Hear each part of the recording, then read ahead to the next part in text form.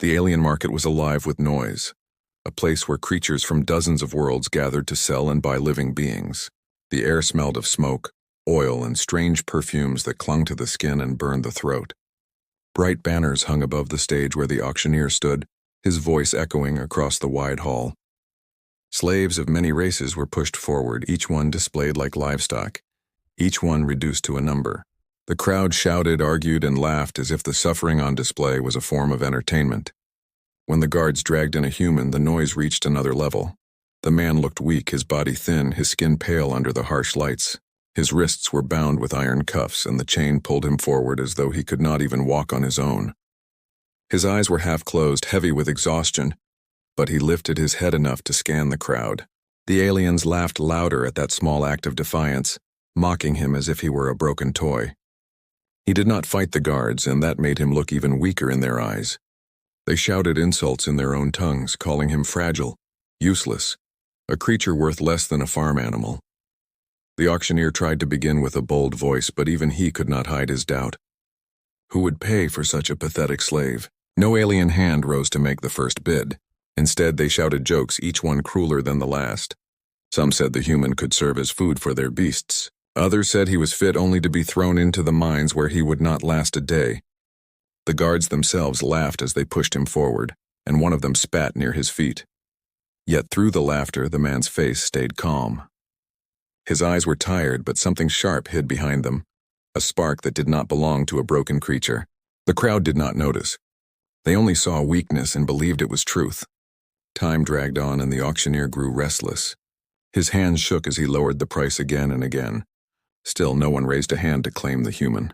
Then the hall grew silent. A shadow fell across the balcony above the stage. Guards snapped to attention, lowering their weapons and bowing their heads. The crowd turned as one, their voices dying in their throats. The queen had arrived.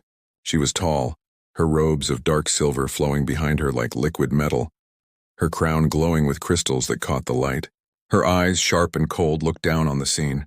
She was not expected, and her presence carried the weight of command that no one dared question. The auctioneer bowed so deeply his forehead nearly touched the floor. He tried to speak, but his voice failed him. The queen did not need him to explain. Her gaze had already fixed on the human standing weak and chained in the center of the stage. The silence deepened, and the crowd felt a strange unease. Of all the slaves, why would she look at him? The human seemed barely alive, a failure of a creature.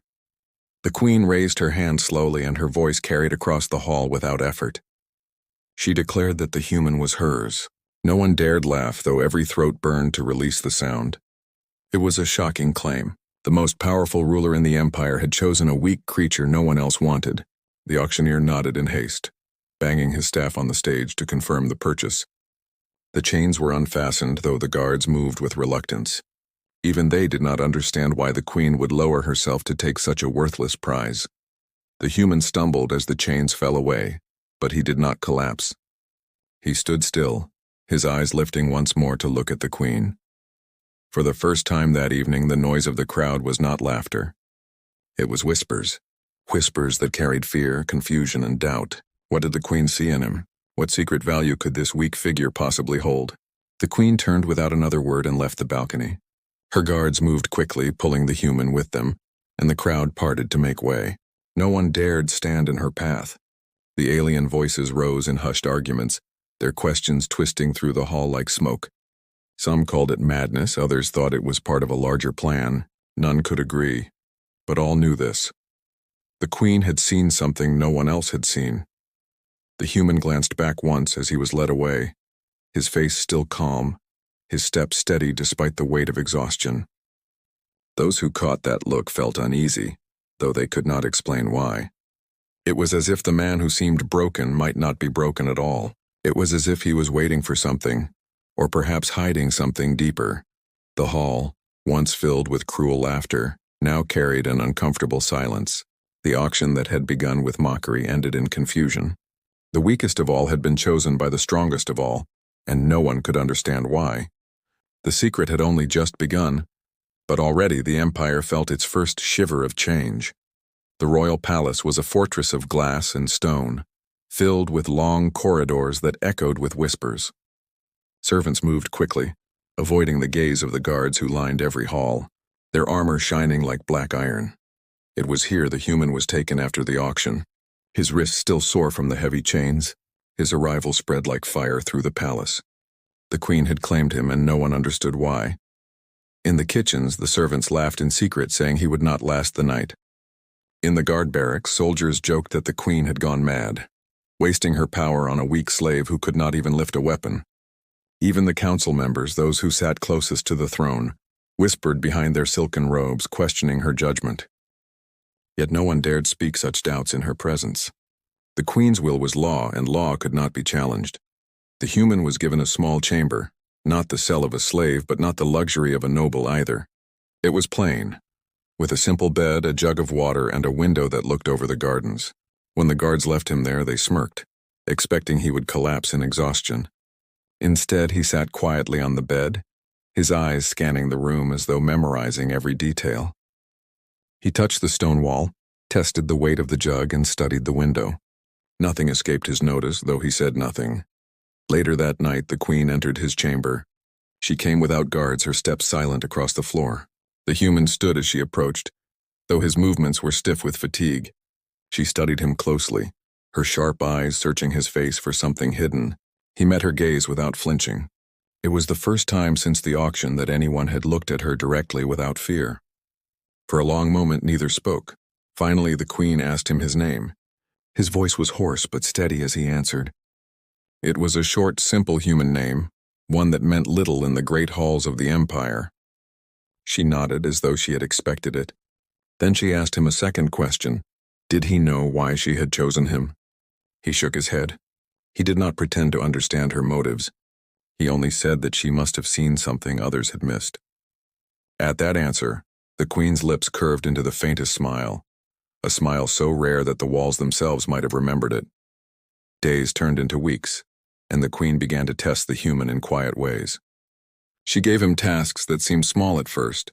In the gardens, she asked him to manage the workers who often quarreled. They expected him to fail, but instead he listened to their grievances, found simple solutions, and ended their disputes without raising his voice. Later, she placed him among scribes who copied records of the empire. They mocked him, expecting he would falter before the strange symbols of alien languages. Instead, he studied quietly, asking questions, and soon began to understand patterns that even the scribes had overlooked. The whispers in the palace grew louder. The weak human was not failing. He was solving problems in ways that others could not. Yet still no one dared to admit this aloud. To them, it was easier to believe it was luck or a trick rather than a truth they did not want to face. Only the queen watched with knowing eyes. One evening, she summoned him to the throne room when no court was present. The great chamber was lit with torches that painted the walls in golden shadow. She asked him a question that had plagued her council for months. A new province was refusing tribute, and her generals demanded blood. She asked the human what he would do. He thought quietly before answering. His words were not filled with threats or promises of force. Instead, he suggested a way to offer trade, giving the rebels what they desired most while binding them in loyalty through need. The queen listened, her face calm, but inside she measured the brilliance of his mind.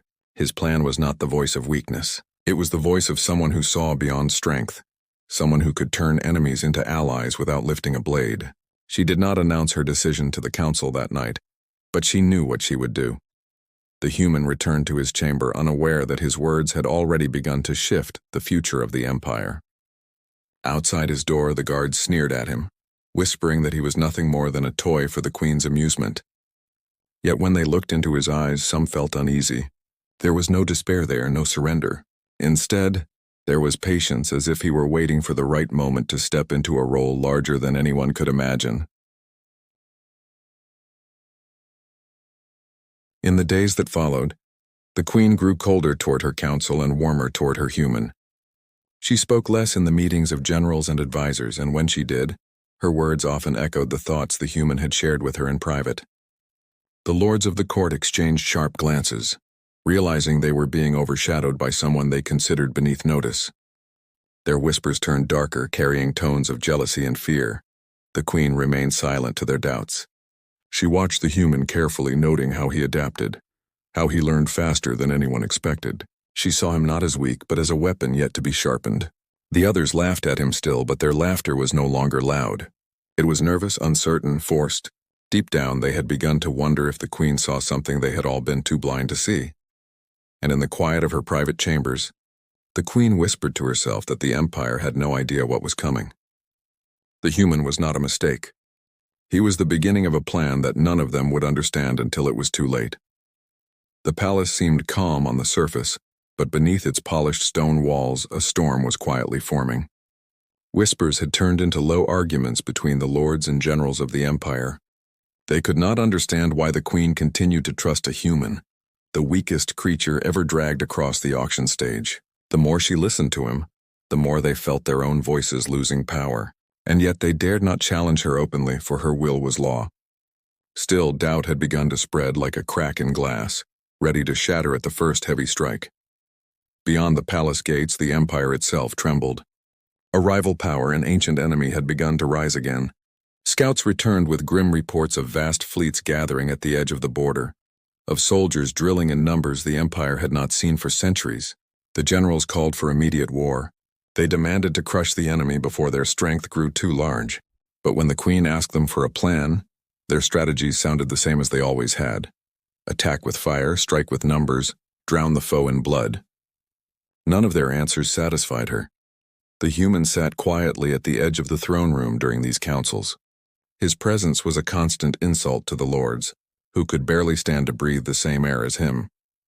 Yet the Queen had ordered that he remain by her side, and none dared defy her. He listened as the generals argued, his expression calm, his hands folded in his lap. When the Queen finally turned to him and asked for his thoughts, the entire room stiffened. The laughter was gone now, replaced by a heavier silence. But the scorn in their eyes had not vanished. The human spoke slowly, his voice carrying no pride, no arrogance, only reason. He asked questions no general had thought to ask. How many days could the enemy sustain their fleet before food supplies ran low? What routes of escape would they use if cornered? Which of their allies were loyal by choice and which were loyal by fear? The generals shifted uneasily, for they had no answers to these questions. The human then suggested a different kind of strike, not of ships or soldiers, but of timing and deception. A plan to let the enemy advance, to draw them deeper into false confidence, then cut them off where they would be most vulnerable. The Queen listened with sharp eyes, and for a brief moment her lips curved into the faintest trace of satisfaction. She dismissed the council with a wave of her hand. The generals left in silence, their armor clattering like broken pride, their faces red with anger. In the corridors outside, they muttered that it was madness to let a fragile creature advise their Queen. But deep in their hearts, a sliver of unease had grown. The Queen trusted him, and worse, her eyes suggested she believed he was right. As days passed, rumors spread through the Empire. Whispers of the Queen's strange new advisor reached the streets of the cities. Traders and farmers spoke of a weak human who sat beside the throne, a human whose words carried the weight of command. Some laughed, mocking the very idea, but others spoke with unease, remembering how the Queen never made mistakes. Perhaps, they said, this human was not weak at all. Perhaps he was the reason she had remained undefeated in every decision she made. When the enemy fleets finally crossed the border, the Empire stood ready. The generals prepared their armies, eager to crush the foe in battle. Yet the Queen did not follow their advice. Instead, she ordered her soldiers to move in strange ways, dividing forces where unity had always been the rule, abandoning strongholds that had stood for centuries, and luring the enemy deeper into her lands. The lords raged in secret, claiming her judgment was broken, but her word was final. And at her side the human walked the palace halls with quiet steps, saying little but watching everything. The first clash came near the border moons. The enemy believed victory was already theirs. They laughed at how easily the Empire's defenses had fallen back. But then their supply ships were caught in hidden traps, their fuel lines severed, their food caravans destroyed in silence. Panic spread through their ranks as hunger and chaos grew. The Empire's armies struck only when the enemy was weak. And each time they struck, it was in the very places the human had whispered to the Queen in private.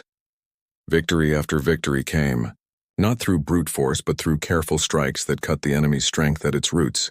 The soldiers who had mocked the human began to whisper his name with respect. They saw how his ideas had saved them. how his mind turned hopeless battles into triumphs. Slowly, the laughter that once followed him turned into silence, and from silence into fear. But not all were pleased. The lords of the court gathered in hidden chambers, their faces twisted with anger. They had built their power on centuries of tradition, on strength measured by blood and iron. To see it undone by the soft words of a human was more than they could bear. They spoke of plots of removing him before he could grow into something greater. They feared that the queen's hidden plan was not just to use him, but to raise him above them all. The human, unaware of their whispers, continued to walk the palace halls with steady steps. His face was calm, his voice quiet, but inside him burned a fire that no one could see. He knew he had been dragged into this empire as nothing more than a joke, a broken prize at an auction. But with each day, he felt the weight of change pressing closer. The empire was shifting, its future bending, and though he did not yet know how, he understood one thing clearly. The lords who laughed at him would soon fear him more than they feared the queen. The empire stood at the edge of war, but inside the palace the tension was far heavier than any battle outside its walls. The soldiers who once mocked the human now whispered his name with unease, while the lords of the court sharpened their envy into hidden daggers. To them, he was no longer just a weak creature the queen had plucked from the dirt of an auction. He had become a shadow stretching across their power, and shadows were dangerous because they could not be cut. The queen remained calm, her voice steady as stone, but every glance she cast at him felt like a declaration that he was not her mistake, but her choice. When the enemy struck again, the empire prepared to test its true strength. The rival fleets had recovered from their first losses and now advanced with greater fury, determined to crush the queen's rule once and for all. The generals urged her to lead the armies herself, for only her presence could inspire the soldiers. But to their shock, she instead placed the human at the head of a small detachment. The announcement fell over the throne room like a blade. Soldiers shifted uneasily.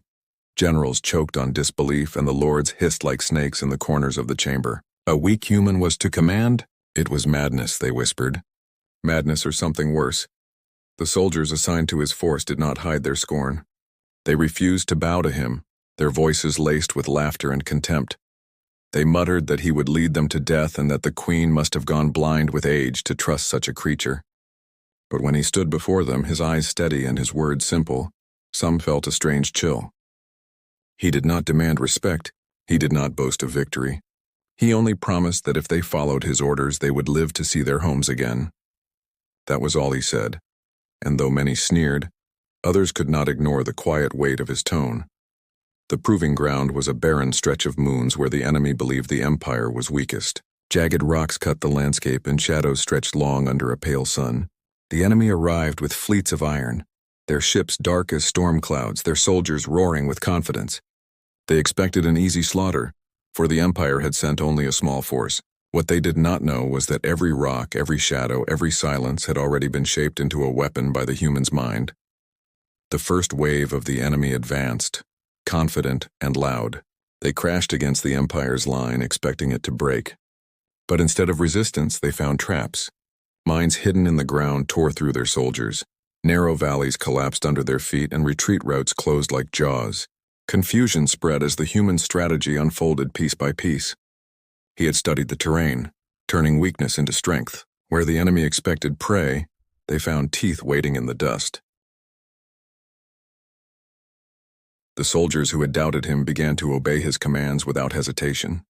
They saw how each order, no matter how strange at first, fit into a larger design. They saw how he held his calm even when the air filled with smoke and fire. Step by step, his detachment pushed back an enemy force many times larger. And when the battle ended, the moon was silent except for the sound of Empire soldiers standing alive, their enemies scattered in defeat.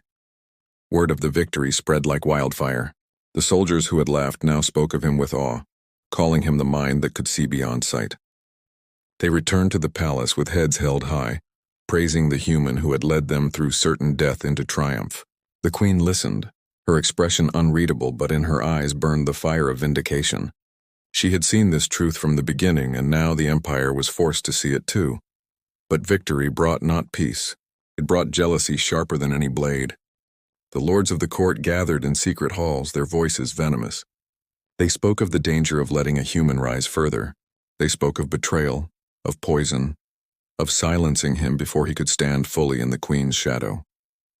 They feared that she no longer trusted them, that she saw only him. Their fear grew into plans, and their plans grew into threats. The human felt the shift in the palace air. He saw the glances that lingered too long, the whispers that stopped when he entered a hall. He did not confront them, for he knew that open defiance would only fuel their hatred. Instead, he remained silent, his patience like a blade hidden in its sheath. He trusted only the Queen, and though she said little, he felt her watchful eyes upon him at every step. She had not claimed him by accident. She had claimed him because she saw a truth no one else had dared to believe. The proving ground had changed everything. The weak man from the auction was no longer weak in the eyes of the Empire. He was a commander, a strategist, a figure both feared and respected. And yet beneath the victories and the whispers of awe, darker currents moved. The Empire had seen his strength, but the Empire was not ready to accept it. The lords would not surrender their power easily, and the human knew the true battle was only beginning. He had proven himself on the field of war. Now he would have to prove himself against enemies who did not wear armor but smiles. The grand hall of the palace was filled with light from 1,000 burning crystals. Their glow fell across pillars of carved stone and banners that showed the victories of the Empire. On that day, the Queen summoned all her lords, generals, and counselors for a gathering that felt less like ceremony and more like judgment. The human stood at her side, his plain garments setting him apart from the jeweled robes and polished armor of those who despised him. Their eyes burned with hatred, but their voices were soft, for the Queen's throne sat above them like a mountain they dared not climb.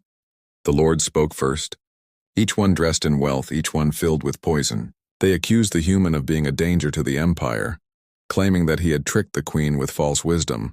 They called him a fraud who had taken credit for victories that belonged to soldiers and generals. They whispered that he was dangerous, that if he was not removed, the Empire itself might fall under his shadow. Their voices rose higher with each accusation, and the hall shook with their anger. The Queen listened without a word. Her eyes remained on the human who did not defend himself. He stood calm, his face steady, his silence heavier than the shouts that tried to bury him. The soldiers who had fought beside him sat in the crowd as well, and though their lords ordered them to stay silent, their faces betrayed a different truth. They had seen his mind save them. They had lived because of his commands. No speech could erase that memory. When the last voice fell silent, the Queen rose from her throne. The hall grew quiet, so quiet that the sound of her steps echoed like thunder. She looked at the lords one by one, her gaze sharp enough to cut through their pride. Then she spoke, her voice strong and cold, each word falling like a blade. She reminded them of the human they had laughed at, the slave they had mocked, the weak creature they had declared worthless. She reminded them of the auction where none would raise a hand, and of the silence that had followed when she claimed him as her own. Her voice grew harder as she recounted the battles. She told them how their enemy fleets had been torn apart not by strength but by cunning, not by numbers but by strategy. She told them how their soldiers had lived because of the mind they had tried to dismiss. She revealed that every victory the Empire had won in recent months had been born not from their plans, but from his. Their laughter had once drowned him, but their survival now stood as proof that their laughter had been blindness.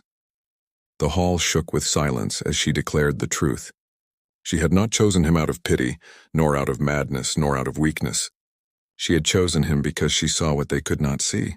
In him lived the strength of a people who had endured chains and fire, the patience of those who had been underestimated for too long, and the vision of a mind unclouded by arrogance. He was not their toy nor their mistake. He was her chosen consort, her advisor, the protector of the realm. The lords fell into shock. Some gasped, others bowed their heads, but none dared speak. The Queen's words were final, her decree sealed by the power of her throne. The soldiers in the crowd could no longer hold their silence. They struck their weapons against the floor, their voices rising in chants of loyalty to the man who had led them through storms of fire.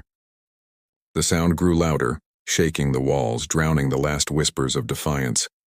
The human lifted his head. For the first time, he allowed his eyes to sweep across the hall with quiet fire. He did not speak, but his silence spoke louder than any words. The lords who once mocked him now looked away, unable to hold his gaze. They had called him weak, but now they bowed under the weight of a strength they could not destroy. The queen stepped beside him, her hand resting lightly on his shoulder. In that single gesture, the Empire saw the end of their doubts. She had chosen him not as a slave, not as a servant, but as something far greater, and in that moment, they understood what they had tried so hard to deny. The weak man from the auction was no longer weak. He had risen from chains to stand above the highest lords of the Empire. He had turned mockery into fear and fear into respect. He was the proof that strength was not always in muscle or blood, but in the fire of the mind and the patience of the spirit. The hall erupted in a roar of voices, some in awe, some in fear. Outside the palace, the news spread like fire across the Empire. Traders in the streets, farmers in the fields, and soldiers in the barracks all spoke of the queen's human consort. They spoke of the man who had turned battles, who had silenced generals, who had stood unbroken where no one else could. And with every retelling, the story grew. The laughter that had once followed his name was gone, replaced by something far heavier. The Empire had seen its revelation. The weakest at the auction had become the strongest in the throne room. The human who was mocked now stood as a symbol of what could not be crushed. And though the Queen's declaration ended the council, it was not the end of the story. It was only the beginning of a new age. One where the Empire itself would bend under the weight of a truth it had refused to see until it was too late.